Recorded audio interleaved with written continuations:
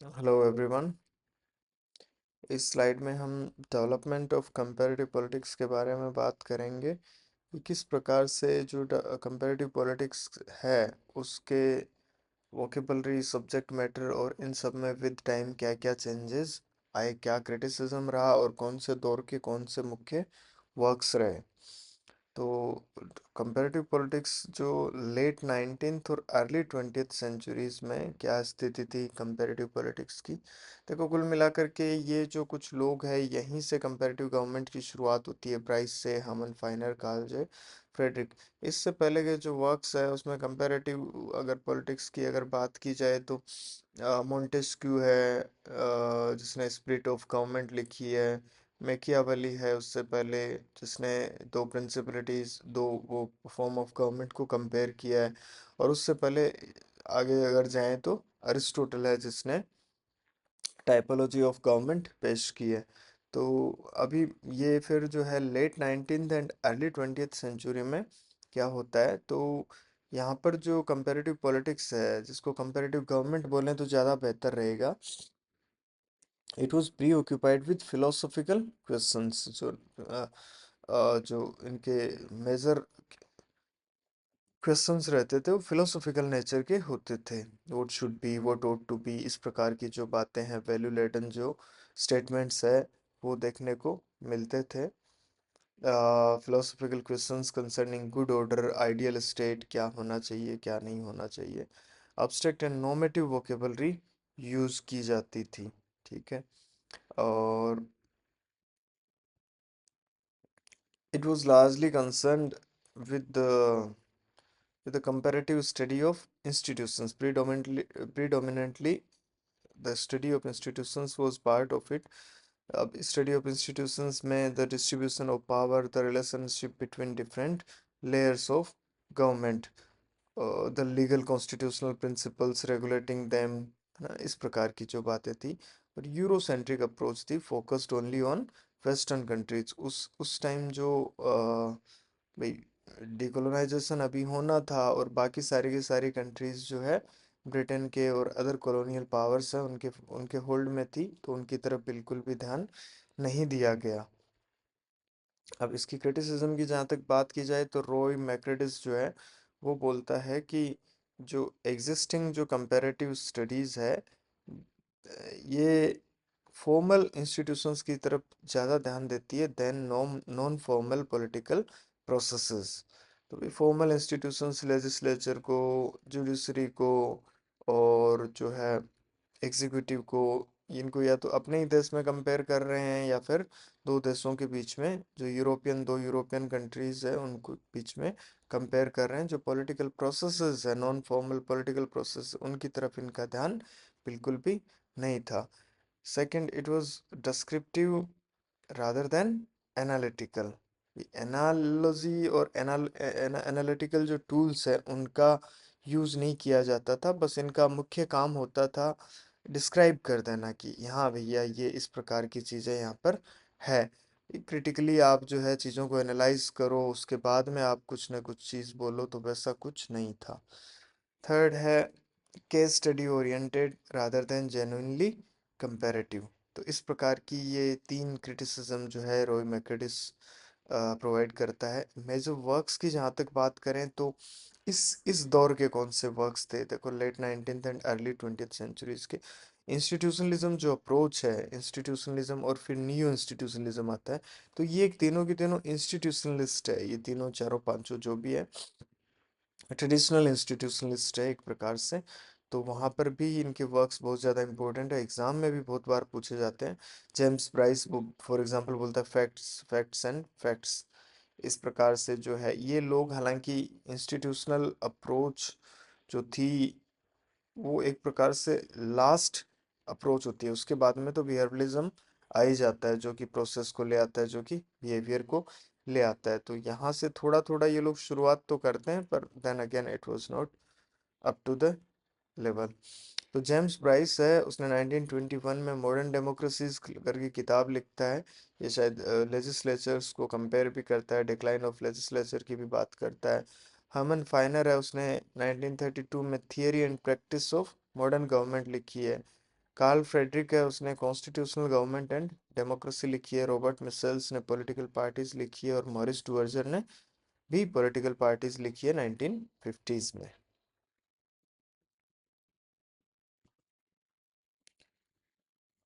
अब जो है कि फिर से वही डेवलपमेंट ऑफ कंपैरेटिव पॉलिटिक्स की बात कर रहे हैं इस।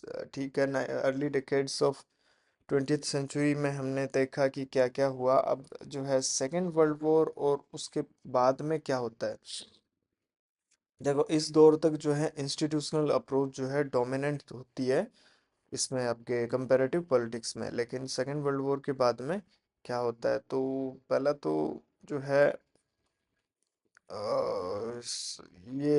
ये कंपैरेटिव स्टडीज ऑफ गवर्नमेंट, जैसे मैं बता रहा था 1940 तक जो है comparative studies of government till 1940s। तो भाई 1940s के बाद में ही एक प्रकार से जो है सेकेंड वर्ल्ड वॉर होता है 1939, और इस प्रकार से।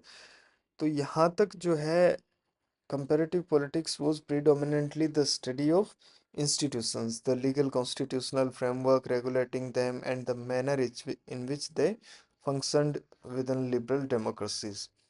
तो केवल institutions जो थे वो dominant part थे।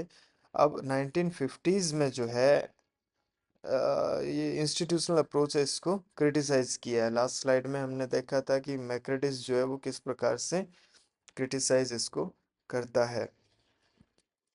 बिहेवियरलिज्म जो है फिर एक नई अप्रोच के रूप में सामने आता है। ये बोलता है कि भैया हम जो है एक प्रकार से साइंटिफिक रिगर जो है पॉलिटिकल साइंस को प्रोवाइड करेंगे, and we will also develop a science of politics. ये जो बिहेवियरलिस्ट अप्रोच थी, it was empirical and fact oriented. केवल ये लोग फैक्ट्स की ही बात करते थे। It was based on survey techniques involving the examination of empirical facts separated from values. कि भैया वैल्यूज को जो है साइड में रखो और फैक्ट्स की ही बात करो। तो एक प्रकार से वैल्यू न्यूट्रल, नॉन प्रेस्क्रिप्टिव और ऑब्जेक्टिव ऑब्जर्वेशन ये लोग प्रोवाइड करवाते थे। ठीक है।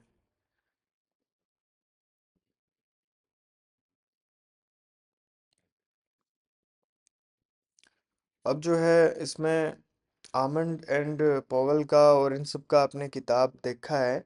तो इन लोगों की कंसर्न ये थी कि भी एक तो डिकोलोनाइजेशन हो जाता है।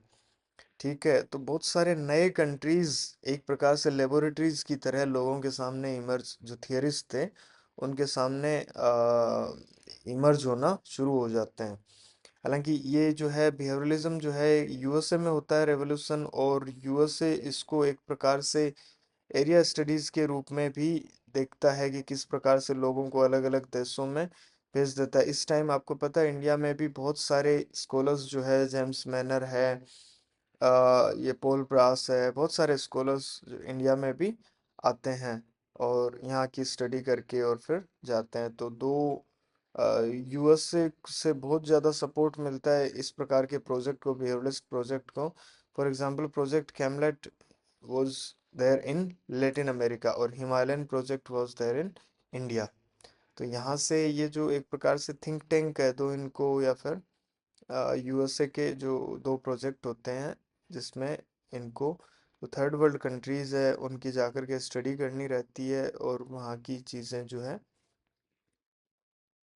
बतानी रहती है। तो हम बात कर रहे थे कि बहुत सारी थर्ड वर्ल्ड कंट्रीज जो है एक प्रकार से लेबोरेटरीज के रूप में इमर्ज होती है इन थिंकर्स के सामने। तो एक प्रकार से फिर ये अलग अलग पॉलिटिकल सिस्टम्स को जेन्युइनली कंपेयर करने की कोशिश करते हैं भी। कुछ प्रिमिटिव होते हैं, कुछ एडवांस्ड होते हैं, कुछ डेमोक्रेटिक है, कुछ नॉन डेमोक्रेटिक है, कुछ वेस्टर्न है और कुछ नॉन वेस्टर्न है। At the same time there was decline in the centrality of the notion of state. इसकी जगह क्या आ जाता है, वर्ड सिस्टम गॉट प्रोमिनेंस। कि भाई स्टेट की जगह क्या बोला गया कि हम जो किसके बारे में बात करेंगे, सिस्टम के बारे में बात करेंगे, ना कि स्टेट के बारे में। ये इस वजह से भी हुआ कि ये जो अलग अलग कंट्रीज थर्ड वर्ल्ड ये सेकंड वर्ल्ड वॉर के बाद में इमर्ज होनी शुरू हुई, तो उनको एक प्रकार से वेस्टर्न स्टेट के रूप में इन स्टेट्स को नहीं देखा जा सकता था। इनके कंसर्न्स अलग थे और इनकी समस्याएं अलग थी, और ये जो डेवलपमेंट का ये जो पाथ जो ये देश फॉलो करने वाले थे वो भी अलग होने वाला था। तो बोला कि जो स्टेट की जगह हम एक इंक्लूसिव और अब्स्ट्रैक्ट नोशन जो है पॉलिटिकल सिस्टम का लेकर के आए, जिससे कि इन देशों की भी सारी की सारी चीजों को पढ़ा जा सके। ठीक है, तो अब ये जो नोशन ऑफ स्टेट है, it replace the sorry the notion of system replace the notion of state. It enabled scholars to take into account the extra legal, social, and cultural institutions which were critical to the understanding of non-Western politics. ठीक है, तो केवल legality की बात नहीं करनी है। अब जो है मान लो कि ये जो थर्ड वर्ल्ड कंट्रीज है उनमें सोसाइटी भी बहुत बड़ा पार्ट प्ले करती है। जैसे खाप पंचायत है, तो it is an extra legal institution and it plays very dominant role. It played ना, if it does not play as of now. तो सोशल एंड कल्चरल इंस्टीट्यूशंस जो है वो भी बहुत ज़्यादा डोमिनेंट पार्ट प्ले करते हैं। तो ये बोले स्टेट के, स्टेट तो वेस्टर्न स्टेट क्या है, वेस्टर्न स्टेट को तो आप पब्लिक प्राइवेट में डिस्टिंक्शन करके और फिर पढ़ते हो, लेकिन प्राइवेट में क्या हो रहा है, सोसाइटी में क्या हो रहा है, उससे उस स्टेट को सरोकार नहीं होता था। अब रिलीजन भी है भाई, यहाँ पर रिलीजन का भी स्ट्रिक्ट सेपरेशन नहीं है। तो इस प्रकार से एक बोले इंक्लूसिव नोशन लेकर के आते हैं सिस्टम, जिससे इन देशों की पढ़ाई करना और ज़्यादा इजी हो जाएगा। ठीक है, तो इस प्रकार से जो सिस्टम का नोशन है ये अपने स्कोप में pre state, non state societies, इन सब चीज़ों को भी इन्वॉल्व कर लेता है। तीसरा है कि ये सेकंड लास्ट है, focus on roles, actual practices and functions. ठीक है कि भाई असल में क्या होता है, और ऑफिस की जगह किसकी, ऑफिस या फिर ऑर्गेनाइजेशन की जगह रोल्स पर, कि इंडिविजुअल्स जो है वो ऑफिस में या ऑर्गेनाइजेशन में क्या रोल प्ले करता है। पहले क्या होता था कि भाई इनका ये मेजर स्टेटमेंट भी है कि the white house does not make phone calls. कोई ना कोई इंडिविजुअल वहां पर बैठा है, उसका कोई रोल है, उसका कोई बिहेवियर है। ठीक है, तो उस चीजों की बात करते हैं। और फिर actual practices and functions. So the problem of research came to be defined not in terms of what legal power these institutions had, but what they actually did. पहले क्या होता था, जो ट्रेडिशनल कंपैरेटिव पॉलिटिक्स थी उसमें कि legal powers की ही बात की जाती थी कि इनकी क्या क्या पावर्स है, पर अब फोकस है कि व्हाट दे एक्चुअली डिड, कि असल में पावर होना अलग बात है, असल में वो काम हो रहा है या नहीं हो रहा है। what roles they played in the making and execution of public policy। ठीक है, तो फिर इस प्रकार से जो है स्ट्रक्चरल फंक्शनल अप्रोच आ जाती है, वो फिर स्ट्रक्चर्स फंक्शंस इन सब चीज़ों को कंपेयर करती है। तो इस दौर में जो है बहुत सारे इनोवेटिव जो कॉन्सेप्चुअल अप्रोचेस है वो हमारे सामने आती है। ये सब के सब बिहेवियरलिस्ट के बिहेवियरलिस्ट अप्रोच जो है उसकी ही देन है। क्या क्या आता है, पॉलिटिकल कल्चर आता है, पॉलिटिकल सोशलाइजेशन आता है, डेवलपमेंटलिज्म आता है, मॉडर्नाइजेशन आता है, कॉरपोरेटिज्म आता है, ब्यूरोक्रेटिक अथॉरिटेरियनिज्म आता है। इसी प्रकार से नए नए मॉडल्स भी सामने आते हैं, डेविड ईस्टन का पॉलिटिकल सिस्टम, कार्ल ड्यूस का सोशल मोबिलाइजेशन या साइबरनेटिक्स की भी बात करता है, पॉलिटिकल मॉडर्नाइजेशन, पॉलिटिकल डेवलपमेंट। इस प्रकार की ये जितनी भी थियरीज, जितने भी मॉडल्स है वो बिहेवियरलिज्म के बाद में ही आते हैं। और इस टाइम का कॉन्सेप्चुअल पैराडाइम जो था वो डेवलपमेंटलिज्म था। मेजर इनकी कंसर्न क्या थी कि भैया ये जो थर्ड वर्ल्ड कंट्रीज अभी अभी हरकत में आई है, अभी अभी जो है डिकोलोनाइजेशन हुआ है, इनका डेवलपमेंट क्या हो, किस प्रकार से हो। ये एक लीनियर पाथ फॉलो करें जिस प्रकार से वेस्टर्न कंट्रीज में किया है, या फिर कुछ अलग दिशा अपना खुद का चूज करे, या फिर तो फिर इसमें डेवलपमेंटलिज्म आता है, पॉलिटिकल डेवलपमेंट वगैरह की अवधारणा आती है। फिर इसको क्रिटिसाइज करने के लिए डिपेंडेंसी थियरी आती है। फिर अलग अलग और भी जो है एकदम से स्पेसिफिक नोशंस ऑफ चेंज भी आते हैं कि भाई अलग अलग कंट्रीज पर अलग अलग चीज़ें अप्लाई होगी। ठीक है। आगे अगर देखा जाए तो 1970s में जो है एक प्रकार से क्रिटिसिज्म आया डेवलपमेंटलिज्म का। डेवलपमेंटलिज्म वाज क्रिटिसाइज्ड व्हाई, कि एक प्रकार से एब्स्ट्रैक्ट मॉडल है जिसमें कि अलग अलग जो है सोसाइटीज है, इसने एक प्रकार से यूनिवर्सलिस्टिक फ्रेमवर्क पेश किया है।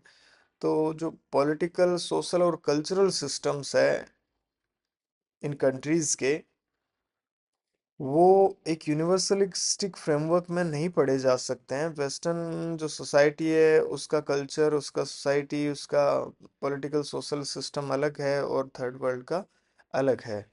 ठीक है। तो ये बोले कि ये एक प्रकार से आपने एक लीनियर प्रोसेस पेश की है और ये बहुत ज़्यादा सिंपलिस्टिक एक्सप्लेनेशन है डेवलपमेंट की। इस प्रकार से जो डेवलपमेंट नहीं हो सकता है। तो दो मेन चैलेंजेस जो है वो उभर करके आते हैं। पहला है डिपेंडेंसी थियरी, जो बोलता है डेवलपमेंट ऑफ अंडर डेवलपमेंट की जो बात करता है, और दूसरा है कॉरपोरेटिज्म। डिपेंडेंसी थियरी ने मेनली क्रिटिसाइज किया डेवलपमेंटलिज्म को for ignoring domestic class factors, कि जो है जो जो क्लासेस है डोमेस्टिकली उनका क्या, दूसरा international market and power factors का क्या। ठीक है। अंतर्राष्ट्रीय जो जो भी कोर है, सेमी पेरिफेरी है, पेरिफेरी है, ये भी एक प्रकार से क्या इंटरनेशनल क्लास के रूप में इन्होंने इसको देखा। तो बोला आपने एक तो डोमेस्टिक क्लास फैक्टर्स को इग्नोर कर दिया और एक इंटरनेशनल जो स्ट्रक्चर है एक प्रकार से उसको भी इग्नोर कर दिया। ये बोलते हैं कि diffusion of capitalism promotes under development and no development. Idea क्या है कि डिफ्यूजन ऑफ कैपिटलिज्म, भाई ये डेवलपमेंटलिज्म क्या बोलता था कि कैपिटलिज्म या फिर मार्केट या फिर ये जिस प्रकार से वेस्टर्न सोसाइटीज इसी प्रकार से आगे बढ़ी है, तो यहाँ पर भी इंडस्ट्रियल रेवोल्यूशन होगी, कैपिटलिस्ट सिस्टम आएगा, तो धीरे धीरे थर्ड वर्ल्ड कंट्रीज भी आगे बढ़ जाएगी। लेकिन ये डिपेंडेंसी थियरिस्ट बोलते हैं कि भैया आपका स्टार्टिंग पॉइंट अलग था, हमारा स्टार्टिंग पॉइंट अलग है। आपका स्टार्टिंग पॉइंट एक नेचुरल कंडीशन थी जहाँ से आपने स्टार्ट करना शुरू किया। हमारा स्टार्टिंग पॉइंट नहीं है, हमें थोड़ा आप लोग पीछे लेकर के चले गए पहले तो। ठीक है। आप लोग जो है इतने टाइम तक हम के हमारे ऊपर राज किया, उससे हम क्या है 200 300 400 साल ऑलरेडी पीछे चले गए, यहाँ से सब लूट पाट करके चले गए तुम। अब हमें तो वहां से शुरू करना है। ठीक है। तो हमारी स्थिति ही अलग है, तो तुम अपने साथ किस प्रकार से कंपेयर कर रहे हो। तो diffusion of capitalism promotes under development and note development. अब जो ये कैपिटलिज्म आएगा, अब तो क्या है पूरी की पूरी स्थिति ही बदल गई है। You are already developed, we are under developed. हमारा रॉ मटेरियल है वो तुम लेकर जा रहे हो, मैन्युफैक्चर कर रहे हो। तो there is no point of development in third world by using these capitalist and same. ये जो यूनिवर्सलिस्टिक, ये जो लीनियर प्रोसेस है जो डेवलपमेंट की आप जिसकी बात कर रहे हो। ठीक है। बहुत सारे मेजर वर्क्स इस टाइम लिखे जाते हैं। फ्रैंक है, आंद्रे आंद्रे फ्रैंक जो है, he writes capitalism and underdevelopment in Latin America. Walter Rodney है, he writes how Europe underdeveloped Africa. And Malcolm called Caldwell जो है, he writes the wealth of some nations. तो ये 1970s में जो है डेवलपमेंटलिज्म को मुख्य रूप से क्रिटिसाइज किया गया। अब कंपैरेटिव पॉलिटिक्स 1980s में और उसके बाद में इनकी क्या स्थिति रहती है। तो सबसे पहले तो 1980s में आप देखोगे कि एक प्रकार से 1970s में पोस्ट पोस्ट बिहेवियरलिज्म आता है, जिसमें बिहेवियरल अप्रोच को क्रिटिसाइज किया जाता है कि भैया इस प्रकार से तो चीज़ें नहीं होंगी। वैल्यूज़ भी बहुत ज़्यादा ज़रूरी है और बिना वैल्यूज के काम नहीं चलेगा। वैल्यूज एंड फैक्ट्स दोनों के दोनों ही एक स्ट्रिक्ट सेपरेशन जो है वो नहीं वर्कआउट किया जा सकता है। ठीक है। तो और फिर कुछ नए थियरीज भी आते हैं कंपैरेटिव पॉलिटिक्स में, जिसमें एक नए नए फिनोमेना जो है उभर करके सामने आते हैं। पहला फॉर एग्जांपल ब्यूरोक्रेटिक ऑथोरिटेरियनिज्म है। न्यू क्लास की बात होती है, बहुत सारी चीज़ों की बात होती है इसके अंदर जो है। दूसरा है इंडिजिनस कॉन्सेप्ट्स ऑफ चेंज। अभी हम बात कर रहे थे कि पहला था डेवलपमेंटलिज्म जो एक अलग प्रकार की प्रोसेस की बात करता है, फिर दूसरा डिपेंडेंसी की बात करता है। तो ये इंडिजिनस, ये उससे भी एक कदम आगे की, हर कंट्री पर चीज़ें जो है अलग अलग प्रकार से लागू होती है। ट्रांजिशंस टू डेमोक्रेसी, ये वेव्स ऑफ डेमोक्रेसी करके हंटिंगटन किताब लिखता है। तो अलग अलग कंट्रीज जो है कहीं पर डेमोक्रेसी की वेव चल रही होती है, ट्रांजिशन चल रहा होता है, कहीं पर रिवर्स वेव चल रही होती है, और इसमें स्टेट का भी बहुत बड़ा डोमिनेंट रोल रहता है। तो पॉलिटिक्स ऑफ स्ट्रक्चरल एडजस्टमेंट, मतलब ये कुल मिलाकर के 1980s में इन सब अप्रोचेस में आप देखोगे कि स्टेट कहीं ना कहीं दिख रहा है। भाई सिस्टम की बात नहीं हो रही है, स्टेट की बात हो रही है। सिस्टम क्या है मतलब, ठीक है, सिस्टम वो एक फ्रेमवर्क पढ़ने के लिए था। For example new liberalism and privatisation है, तो इसमें क्या बात करेंगे ये लोग कि स्टेट का रोल जो है वो रेस्ट्रिक्टेड होना चाहिए। तो इस प्रकार से रिटर्न ऑफ स्टेट आता है, स्टेट का जो है वापस से स्टेट सेंटर स्टेज में आता है। इससे पहले की स्लाइड में हम देख रहे थे कि बिहेवियरलिस्ट अप्रोच के दौरान जो है notion of system replace the notion of state क्यों किया था? क्योंकि भाई अगर स्टेट का, वही स्टेट का जो एक पिक्चर था आपके दिमाग में, वो एक वेस्टर्न स्टेट का पिक्चर था, और उस पिक्चर से थर्ड वर्ल्ड कंट्रीज को नहीं पढ़ा जा सकता है। वहाँ पर कल्चर डोमिनेंट है, वहाँ पर कास्ट डोमिनेंट है, वहाँ पर रिलीजन डोमिनेंट है। आपके देश में चीज़ें अलग है, स्ट्रिक्ट सेपरेशन है, सेकुलरिज्म है, वहाँ पर मंडल है, कमंडल है, बहुत सारी चीज़ें हैं। ठीक है, तो ये इन इन सारी चीज़ों में, इन सारे कॉन्सेप्ट्स में ये नए कॉन्सेप्ट्स आते हैं, और इन सब में आप देख रहे हो कहीं ना कहीं स्टेट जो है दिख रहा है। ठीक है, ब्यूरोक्रेटिक ऑथोरिटेरियनिज्म में तो दिख ही रहा है कि स्टेट के जो स्ट्रक्चर्स है, स्टेट की जो ब्यूरोक्रेसी है, वो एक प्रकार से ऑथोरिटेरियनिज्म की तरफ बढ़ रही है। पॉलिटिक्स ऑफ स्ट्रक्चरल एडजस्टमेंट, ये हमने देखा इंडिया में भी 1990s के बाद में होता है। बहुत सारे कंट्रीज को जो है ऐसे बोला जाता है कि भैया आप जो है एक प्रकार से स्टेट को हटाओ मार्केट से। ठीक है, तो बहुत मेजर वर्क्स इस दौर के जो होते हैं वो सबसे इम्पोर्टेंट ये है पीटर इवांस और थेडस कोचपोल का bringing the state back in 1985 में। एक किताब लिखती है कि भाई स्टेट का जो एक प्रकार से इम्पोर्टेंस घट गया था बिहेवियरल रेवोल्यूशन के बाद में। बिहेवियरल रेवोल्यूशन ने स्टेट की जगह हम जो सिस्टम पढ़ने लगे, हम स्ट्रक्चर्स पढ़ने लगे, हम फंक्शंस पढ़ने लगे, हम पॉलिटिकल कल्चर पढ़ने लगे।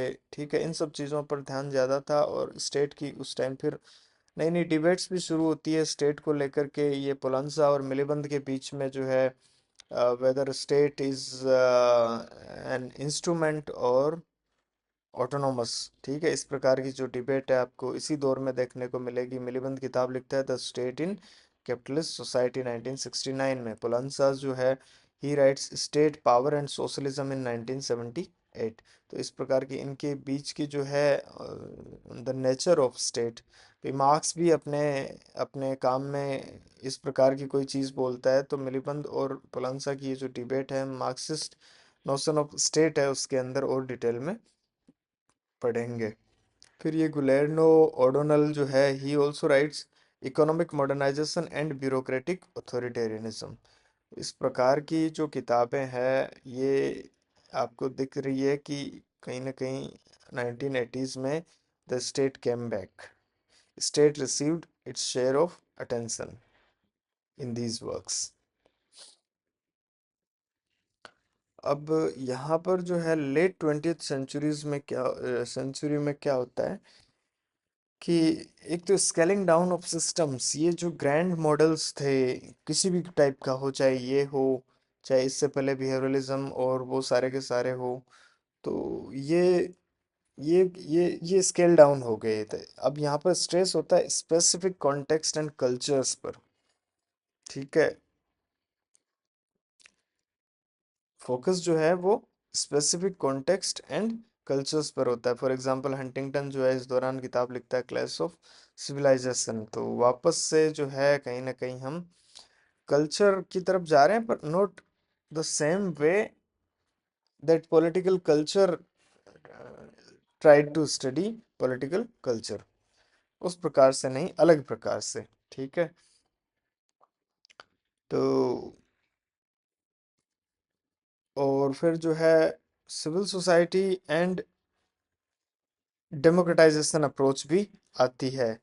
ठीक है। इसमें जो सिविल सोसाइटी का रोल आपको पता है बहुत ज़्यादा प्रोमिनेंट हो जाता है। मतलब इस टाइम के ये कुछ कंसर्न्स होते हैं। एक तो सिस्टम्स को जो है स्केल डाउन किया जाता है, फोकस रहता है स्पेसिफिक, ये इस अलग अलग जो सिस्टम्स थे, जो बड़े बड़े फ्रेमवर्क्स थे, वो स्केल डाउन होते हैं, यहीं से होने शुरू हो जाते हैं कहीं ना कहीं।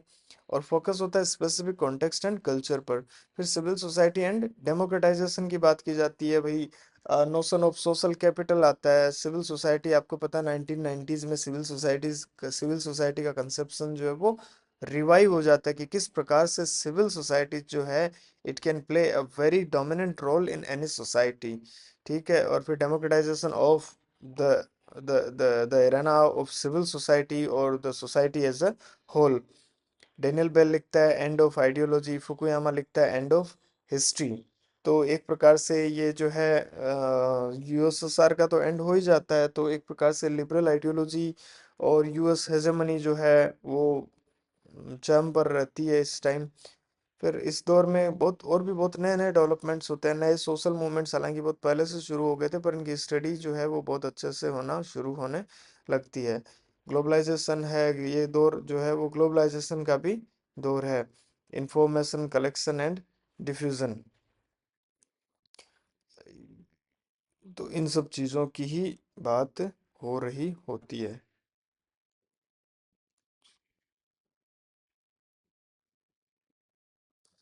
ऑलराइट गाइस, ये कुछ जो है हमने अलग अलग स्लाइड्स में पॉलिटिकल कंपैरेटिव पॉलिटिक्स के जो है डेवलपमेंट की बात की कि क्या क्या, कौन से दौर में क्या क्या कंसर्न्स रहे, क्या क्या मेजर वर्क्स रहे कौन से दौर के, और क्या मेजर उस दौर का क्रिटिसिज्म रहा। तो ये थोड़ा सा 20th सेंचुरी वाला पार्ट जो है वो कोई बहुत ज़्यादा, मतलब इस पे इसके बारे में कंसेंसस नहीं है, मैंने खुद से ही बनाया है।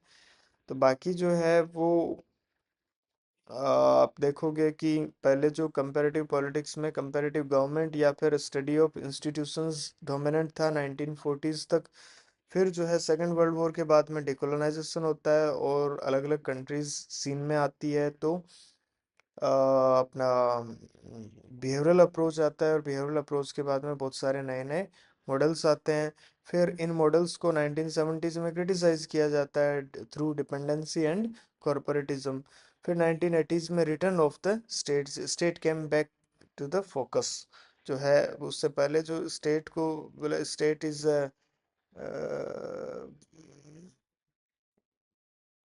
मतलब जो डेविड ईस्टन है वो स्टेट को, जो नोशन ऑफ स्टेट है, he criticized it and in its place he he advance the notion of system.